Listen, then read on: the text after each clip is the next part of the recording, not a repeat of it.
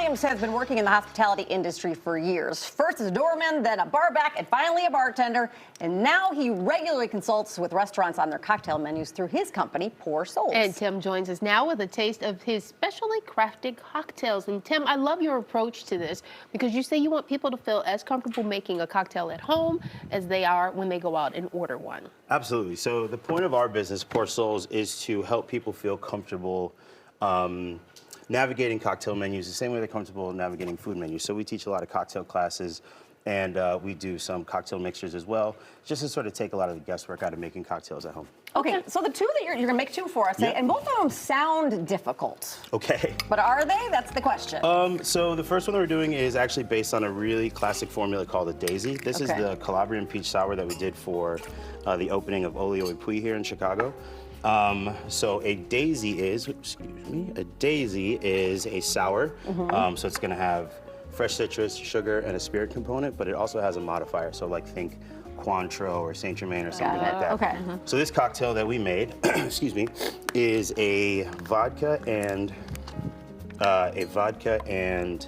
grappa-based cocktail. Okay. Grappa is a, excuse me, a grape spirit. It's gonna have a little funk. It's gonna have a little bit of backbone. The vodka is there just to sort of carry us through, get us to a nice two ounces of alcohol. And then we combine those two in a bottle and we infuse them with a chili. That's Yeah, what so I saw. there's chili So we pepper do a there, little, here, yeah. we do a little infusion. I know. So the grappa really serves for something that the spice can really grab onto, if you will. Okay. Vodka is really thin. You know, all due respect to vodka, it's not the most complex spirit, so we just add a little bit in there.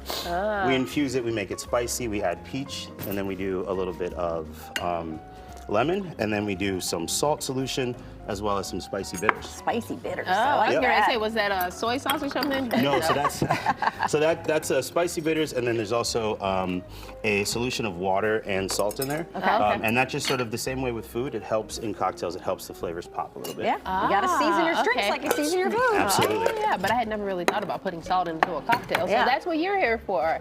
So we're gonna chill our glasses. Anytime we're serving a cocktail up, What does up mean? up means it's cold, it's been prepared, but we don't want to serve it on ice. So what you don't want to do necessarily is serve a cold cocktail into a warm glass. Oh, no, don't do that. It'll shorten the lifespan of your cocktail. Okay. So we're gonna chill our glasses just a little bit, Okay. Or you just drink it really fast, right? or you just drink it really fast, And I've you seen know. people who actually put water in there too. Do you do that? which or- absolutely. Again, you just want to do a little bit to kind of chill the glass down. We're gonna shake this for about these many seconds. And that's And then a pretty couple more vigorous seconds. shake. Is there a purpose behind the? Yeah, so what we're trying to do when we shake is we're trying to aerate, we're trying to dilute, we're trying to chill. Okay. We're not trying to sort of rock this to sleep. So we really do want to like put some Muscle into muscle it. behind Okay. it. Get I love that this out of there. terminology. We Me don't too. want to rock this to sleep. You know, I'm like, no, we don't want to do that. I'm actually gonna go Okay. right in here. Okay, perfect. You would typically chill a little longer than that, Yeah, but yeah, Typically chill a for the little bit longer. TV, yeah. Magic of TV. And then now we're to this part. So we're going to double strain. And what this does is this helps us keep any extra ice chips, any sort of bits like that. That maybe you We're gonna broke keep out that with out. And the idea is you saw that sort of like silky texture right Yeah. over the top. Yeah. We want to maintain that. And if we have a bunch of ice chips, what's gonna happen is the drink is gonna slowly break down and it's gonna just add a bunch more water. So we fine strain to get that stuff out. Then we float a dehydrated lime or lemon wheel. And we do some Lord, the spice. You know, we chili did right on talk. top. We talked about how spices help you to live longer. Right. So, So this is perfect. yeah. Thank you, absolutely. sir. Thank Absolutely. you. What would you eat with this? I mean, this So one of the things that we really wanted to focus on with the cocktails for Olio was we wanted to make sure that we were making cocktails that went with everything that you were being served. I'm That is a sorry to ton of interrupt you, flavor. but this was so delicious. I just want that 4 seconds of reaction, and I'm just gonna Yes, play that back to okay, myself there all you the time, go, every time I yeah. approach a menu. So we approach this menu with Olio. The intention was to not have to do cocktails and then food, Yeah. or switch up to wine or something when you were getting your food. The idea was to have cocktails that could integrate into the menu, that would have pops of acidity, good, sometimes fruit flavors, but just generally round, interesting flavors that would go well with food and not have to be an aside from food. I love it. Okay, we only got about 90 seconds left, so we want to get the other cocktail because this one is a gin-based one, correct? This is a gin-based cocktail. So what we're gonna do is kind of a white version of a cocktail called a Paper Plane, Okay. Which is a bourbon-based cocktail. So we're gonna do this as a gin-based cocktail. Equal parts of our gin. We're gonna do some pineapple amaro. Ooh, I like that. We're going to do You might like this too. I know, it's everything but the a li- gin. I know. everything but the gin. Or the pineapple marrow. It's good. What was that? A little bit of lemon, Just a little bit. just a little bit. Yeah, see, We're gonna give this a quick shake. wow, that was a fast one. Yeah. That's a good one. Yeah. We like quick too, you know?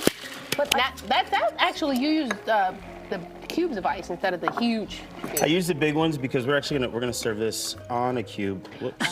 On one of these tricky If you glass can cubes. catch it. There we go. He's gonna do the I same know. for you. I told him, I'm like, I like the gin I one. know.